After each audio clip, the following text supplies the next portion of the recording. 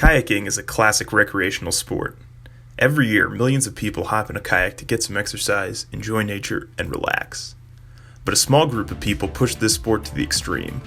Known as whitewater kayakers, they use specialized equipment and techniques to navigate rapids ranging from Class 1 to Class 5, with Class 5 being the most difficult and dangerous. Enter the Great Falls of the Potomac, arguably the birthplace of Class 5 kayaking. First descended in 1976, Great Falls is a massive cataract with numerous channels, rapids, and of course, waterfalls. The Virginia lines were the first ones ran, but as paddlers improved their skills and equipment, more and more rapids and channels were successfully navigated. One rapid, however, evaded paddlers' efforts for successful descent. That is the Bitch Monkey.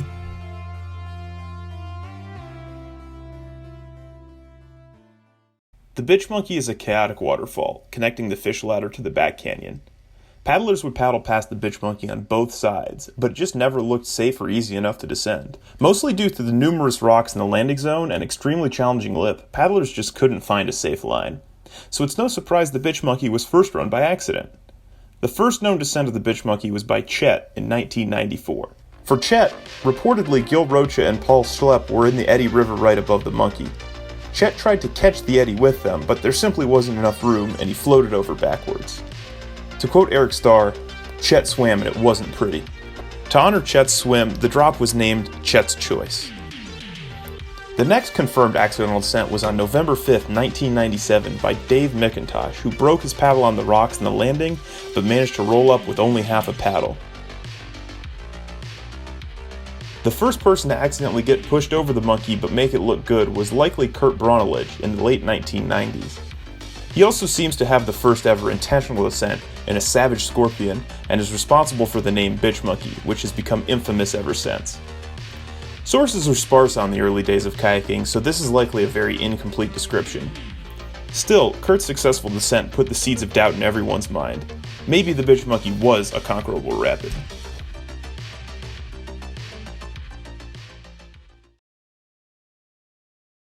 Professional kayakers Jason Beaks and Brian Kirk decide enough is enough. It's time to run the monkey on purpose, probably the second ever intentional descent. Only photo evidence survives of Brian's run, but as you can see, he ran it clean, no flips. His line was to go right at the third slide, so he got kicked to the sloping wall far river right on the Bitch Monkey. From there, he could use the sloping rock to boof off the Bitch Monkey itself and land away from the rocks. It was now clear what needed to happen. In the quest to improve and have more fun, paddlers needed to get more consistent lines, improve their comfort level, and run the Bitch Monkey higher. The higher the level, the more water. The more water, the harder it is.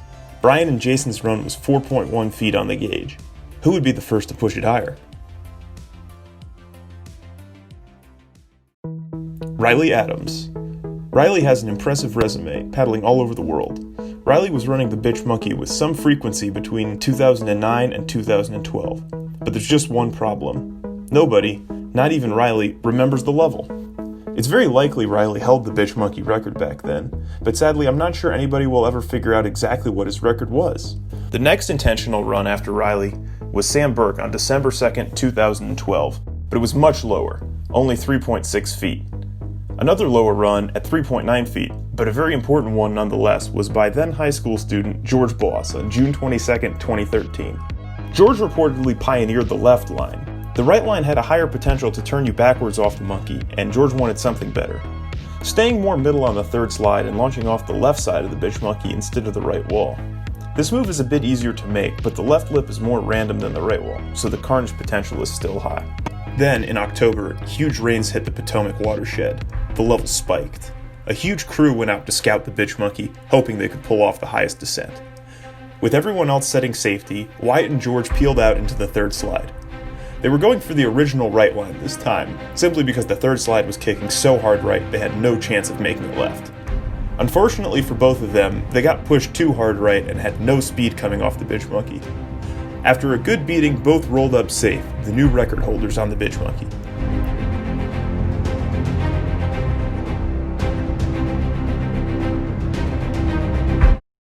How high was their record? Well, unfortunately we don't know, because this storm was timed exactly wrong, during the government shutdown. The gauge was turned off, so all we can do is guess. The best estimates put this run somewhere between 5.5 and 6 feet, way higher than anyone else. Let's just hope this guess on the level doesn't become contentious later on. Levels were back to normal, and in early 2014, a new paddler was excited to join the exclusive club of kayakers good enough for the bitch monkey. His name was Robert Waldron. Also in high school at the time, Robert spent much of early 2014 on lap after lap of the bitch monkey, perfecting his lines and improving his skills. He was going for the original right line, the one that Wyatt and George used to set the record, and he had George to train with. We don't have any of Robert's video, but we can see the progression from George's perspective.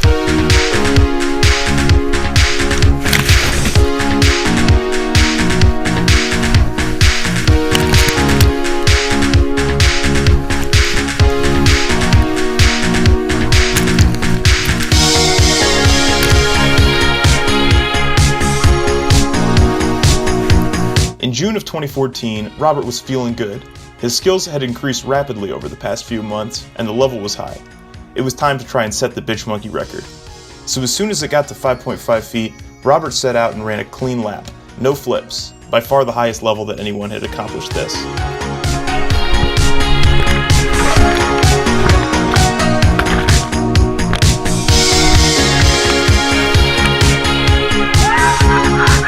Robert was followed by, of course, George Boss,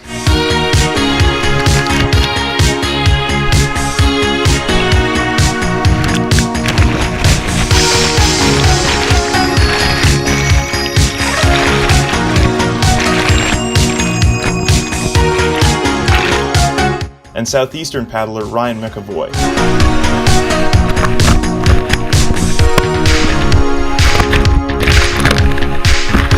Legend has it that this was Ryan's first ever bitch monkey lap.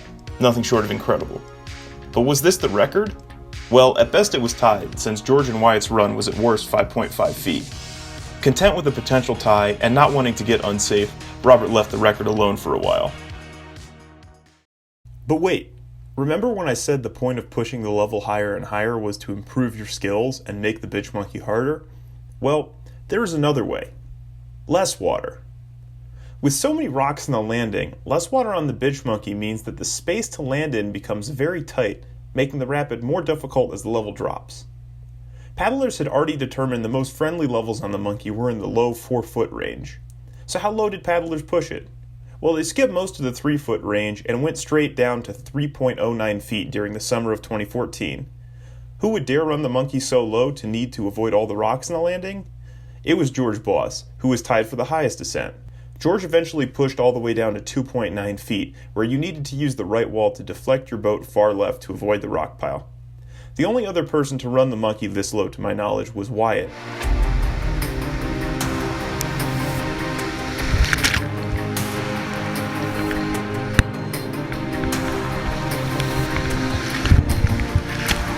Mike McWhorter also ran it in the very low 3-foot range a few times, but the low water monkey was basically all George and Wyatt. Their 2.9 feet stands as the low water record to this day. Paddlers had obviously gotten much more comfortable on the monkey since the first intentional descent by Kirk, but it came back to demand respect. May 2015, an unofficial slalom race was held on the fish ladder, although it was determined the monkey or the back canyon was fair game. One paddler thought the bitch monkey would be faster than the back canyon, but crashed super hard during the race. He didn't paddle for a month after that. The kicker? The bitch monkey wasn't even faster. His time was 136 seconds. Casey Bell won the race on the back canyon with 128 second time. I recall George and Wyatt lamenting that there would never be a race where the monkey was faster than the fish ladder or back canyon. They really wanted a monkey race, but they knew it wasn't reasonable to force everyone over the monkey. It could be an option, but not mandatory. It was just too hard. Remember this for later. Given the extent of this injury, another crash requiring 4 stitches, Robert's retirement from whitewater kayaking, George Boss's time at college, and Wyatt's move to Friendsville, the bitch monkey was pretty quiet for a few years. There were runs here and there, but not many. 2018 rolled around, and it was without a doubt the most incredible year in the history of Great Falls. This is a graph of levels during a typical year. Here is 2018. It's high. Really high. That summer, the local crew got to work, getting very comfortable on the monkey with levels in the upper 4s and low 5s. The culmination of that summer was the Great Falls race. With levels spiking to 4.7 feet, the decision was made to hold the qualifier race on the fish ladder, with the finals being on any of the fish ladder, back canyon, or bitch monkey. More than anything else, this race shows the progression of the bitch monkey. 10 years ago, it had barely even been run on purpose. 5 years ago, the record was about 4.3 feet, so a race at 4.7 was legendary. But wait, a race had been held earlier at 4.2 feet, and the bitch monkey was slower, so would anybody actually do it in the race? As it turns out, yes. At some level between 4.3 and 4.7, the faster line switches from the back canyon to the monkey. Every one of the 10 finalists took the monkey, with Tad Dennis taking the win in the kayak even though he usually canoes.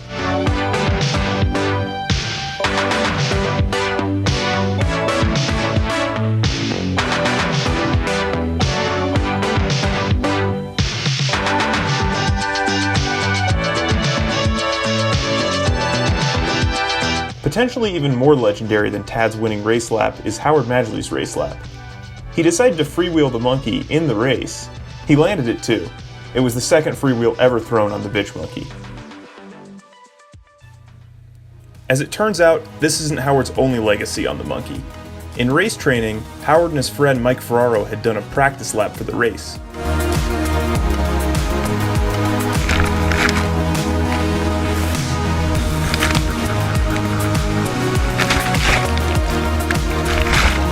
When they took off, they checked the level and realized they had just done the highest ever confirmed descent of the bitch monkey. The level, 5.8 feet. I didn't flip over!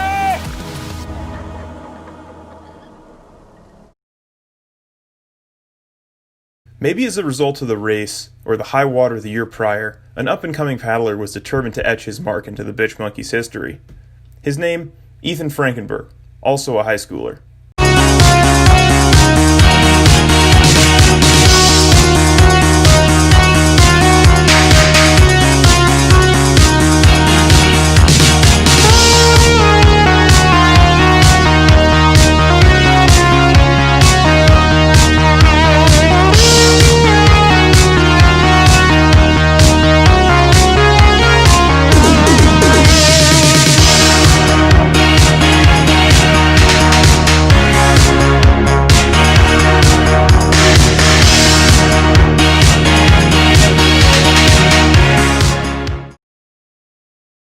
In May 2020, Ethan had his chance.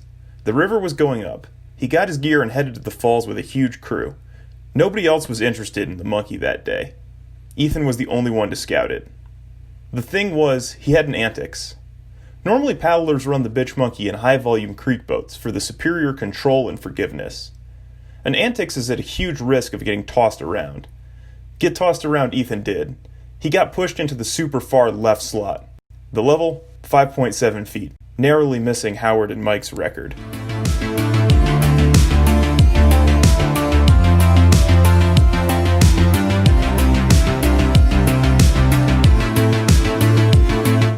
You might have noticed one crucial thing. There looks to be a lot less water in Ethan's 5.7 foot lap than Howard's 5.8 foot lap. Way less than the 0.1 difference would account for. What's happening? Well, up to this point, I've neglected to mention one key thing. The bitch monkey changes all the time. Rock shifting out of the landing allowed Bryan and Jason's descent way back in 2009. Every year or two since, something about the bitch monkey has changed. More water here, more water there, rocks, no rocks. And on May 12, 2020, just before Ethan's 5.7 foot lap, the monkey had changed again. Now there was far less water. So does Ethan's lap not count? What does this do to the record? The short answer is, I don't know. If you want to know about the record to find out who did the monkey when it's the hardest, then it's anybody's guess. The monkey changes so much, it's impossible to tell. If you just want to know what the highest level on the gauge anybody did the monkey at, then the answer still isn't clear. That being said, if we assume the reported levels are accurate, the progression looks something like this. Howard and Mike have the highest confirmed descent at 5.8 feet, Ethan second at 5.7,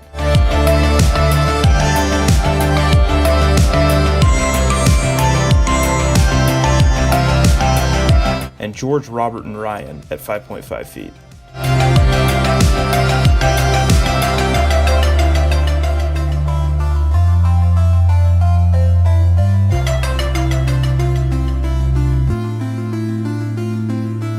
However, it's possible Wyatt and George truly have the highest descent at 6. Or maybe they're just tied for third at 5.5. Nobody will ever know. That being said, nobody really paddles just for the record high descent. It really just serves to show how much skill building the Great Falls community has done since the first descent in 1976. Stay safe. Thanks for watching.